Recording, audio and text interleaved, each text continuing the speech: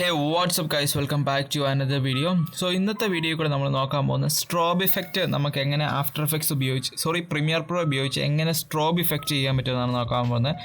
വളരെയധികം സിമ്പിളായിട്ടുള്ള എഫക്റ്റ് ആയിരിക്കും.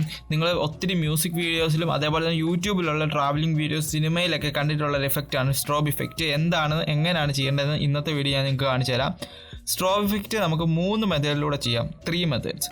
അതിൽ അവസാനത്തെ 2 മെത്തേഡ് എന്ന് പറഞ്ഞാൽ നമുക്ക് സെയിം റിസൾട്ടാണ് കിട്ടുന്നത്. പക്ഷേ ഏതാണ് നല്ല, ഏതാണ് എഫിഷ്യൻറ്റ്, ഏതാണ് ചെയ്യാൻ എളുപ്പം എന്നൊക്കെ നമുക്ക് ഞാൻ പറഞ്ഞുതരാം. സോ ഇന്ന് നമ്മൾ 3 മെത്തേഡാണ് നോക്കുന്നത്. 3ഉം വളരെ സിമ്പിളായിട്ടുള്ള മെത്തേഡാണ്. നിങ്ങൾ ഇതിൻ്റെ ചെയ്യുന്ന രീതി, ഒരു ഐഡിയ ഒന്ന് മനസ്സിലാക്കിയെടുത്താൽ നിങ്ങൾക്ക് ഈസി ആയിട്ട് നിങ്ങളുടെ അടുത്ത വീഡിയോ ഇത് അപ്ലൈ ചെയ്യാവുന്നേ ഉള്ളൂ. So without any further ado, let's get started.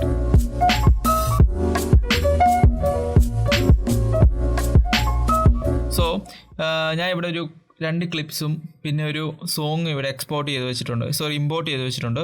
നമ്മൾ ഈ സ്ട്രോബ് എഫക്റ്റ് എന്താണെന്ന് വെച്ചാൽ, നമ്മുടെ ഈ കണ്ടിന്യൂസ് ആയിട്ട് മ്യൂസിക് വരത്തില്ല, ആ ഒരു കണ്ടിന്യൂസ് കട്ട് വരുന്ന മ്യൂസിക്കോ അതേപോലുള്ള മ്യൂസിക് നമ്മളൊരു ക്ലിപ്പ് കൊടുക്കുവാണെങ്കിൽ ആ കണ്ടിന്യൂസ് ആയിട്ടൊരു ബ്ലാക്ക് ലെയർ വരികയോ അല്ലെങ്കിൽ വേറൊരു വീഡിയോ ഈ മ്യൂസിക്കിനനുസരിച്ച് നമുക്ക് കൊടുക്കാൻ പറ്റും. അതാണ് സ്ട്രോബ് ഇഫക്റ്റ്. അത് ഞാൻ കാണിച്ചു തരാം നിങ്ങൾക്ക്. ഞാൻ പറയുന്നത് എത്രമാത്രം മനസ്സിലാവുന്നുണ്ടെന്ന് അറിയത്തില്ല. സോ ഫസ്റ്റ് ഓഫ് ഓൾ നമ്മുടെ മ്യൂസിക്കിൻ്റെ അകത്ത് ആ കണ്ടിന്യൂസ് ബീറ്റുള്ള ഭാഗം ഒന്ന് കണ്ടുപിടിക്കണം. ഞാൻ ഈ മ്യൂസിക് ഒന്ന് പ്ലേ ചെയ്യാം. എന്നിട്ട് അവിടെ നമുക്കൊരു മാർക്കർ അപ്ലൈ ചെയ്യണം. മാർക്കർ അപ്ലൈ ചെയ്യാൻ വേണ്ടി M എന്ന കീയെ ക്ലിക്ക് ചെയ്താൽ മതി. M.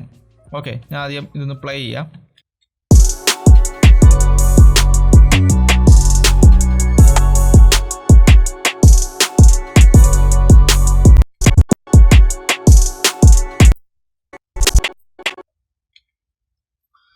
സോ നമുക്ക് ഇപ്പം ഞാനൊരു മാർക്കർ ഇവിടെ കൊടുത്തതുണ്ടോ, അവിടെയാണ് സത്യം പറഞ്ഞൊരു കണ്ടിന്യൂസ് ബീറ്റ് നമുക്കുണ്ട്. ഞാൻ ജസ്റ്റ് നിങ്ങളൊന്ന് പ്ലേ ചെയ്ത് കാണിക്കാം.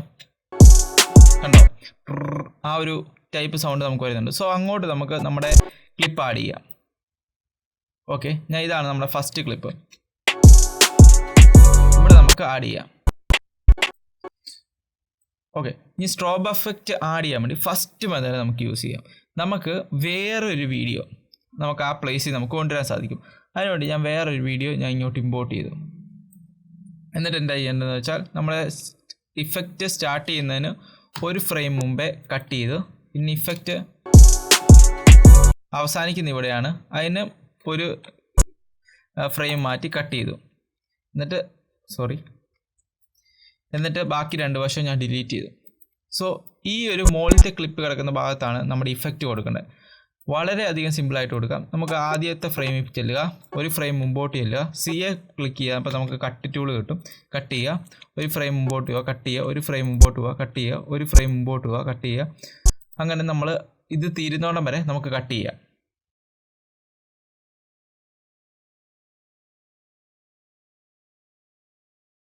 ഓക്കെ ഗൈസ്, നമ്മൾ കട്ട് ചെയ്ത് കഴിഞ്ഞു. കട്ട് ചെയ്ത ശേഷം എന്താ ചെയ്യേണ്ടതെന്ന് വെച്ചാൽ, ഒരെണ്ണം ഇടവിട്ട് നമ്മൾ ഡിലീറ്റ് ചെയ്ത് കൊടുക്കുക.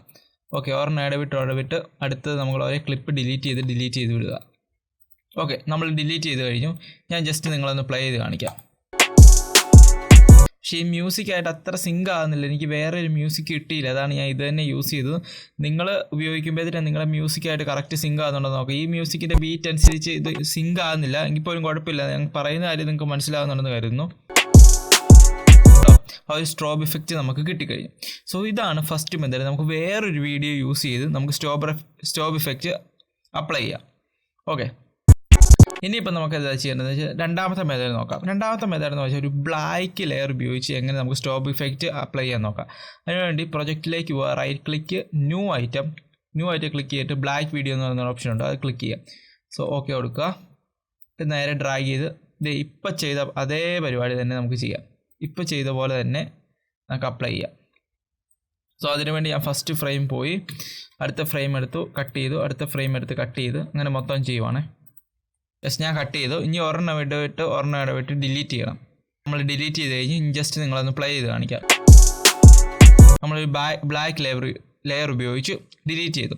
സോ ഇനി തേർഡ് മെത്തേഡ് എന്താണെന്ന് വെച്ചാൽ, നമ്മളിപ്പോൾ ഈ ബ്ലാക്ക് ലെയറിൽ കട്ട് ചെയ്ത പോലെ നമ്മൾ ഈ ക്ലിപ്പിൽ തന്നെ നമ്മൾ കട്ട് ചെയ്ത് കളയാണ്. ഓക്കെ, ഈ ക്ലിപ്പിൽ തന്നെ ഇങ്ങനെ കട്ട് ചെയ്തിട്ട് ഒരെണ്ണം ഇടവിട്ടുള്ളത് കളയുക എന്നുള്ളതാണ്. ഓക്കെ, ഇപ്പോൾ നമ്മൾ കളഞ്ഞു കഴിഞ്ഞു. സോ അങ്ങനെ ഒരു എഫക്റ്റാണ് നമ്മൾ സ്ട്രോബ് എഫക്റ്റ് നമ്മൾ ഈ ക്ലിപ്പിൽ തന്നെ കൊടുക്കാം. പക്ഷേ അങ്ങനെ കൊടുക്കുമ്പോൾ ഉള്ള കുഴപ്പമെന്ന് വെച്ചാൽ നമ്മൾ പിന്നീട് എഡിറ്റ് ചെയ്യുമ്പോൾ വലിയ വലിയ വീഡിയോസൊക്കെ എഡിറ്റ് ചെയ്യുമ്പോൾ എന്തെങ്കിലുമൊക്കെ ഇങ്ങനെ മാറിപ്പോവോ, ഒരു ക്ലിപ്പിൻ്റെ പൊസിഷൻ മാറിപ്പോവോ ചെയ്താൽ നമ്മുടെ ചെയ്തതൊക്കെ തെറ്റിപ്പോവും.